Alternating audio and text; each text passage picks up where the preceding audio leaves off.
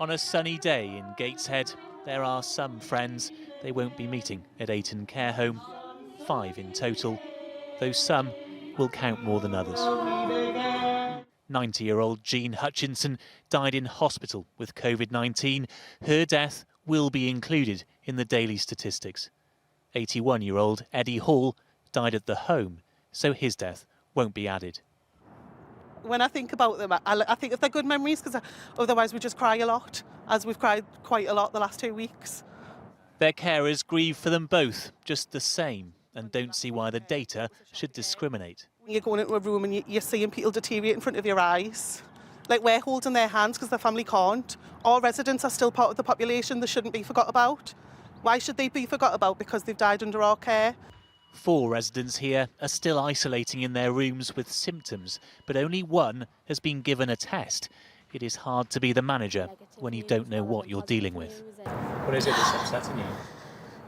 Because we've got a duty of care to these residents, and I just feel like this virus is just wiping people out.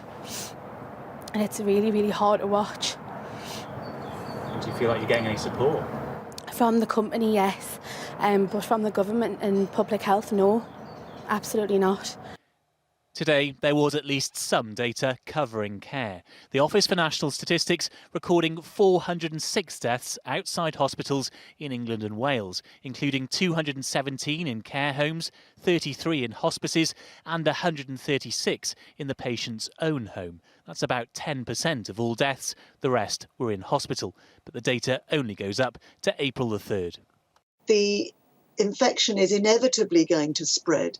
More and more people within care homes are at risk of dying, and care homes are not equipped to nurse somebody at the end of their life.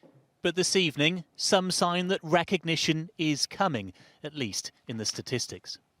We've been filming today at a care home in Gateshead where they feel as if the residents they've lost to COVID-19 are being forgotten. Given that data does exist, however imperfect it may be, wouldn't it just be more respectful to include those deaths in your own statistics?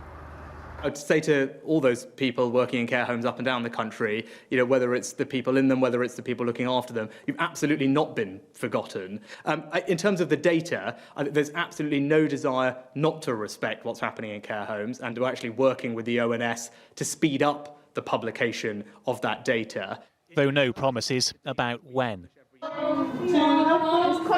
And right now, those who specialise in showing care don't always feel like they're receiving it. Paul Brandt, News at 10, Gateshead.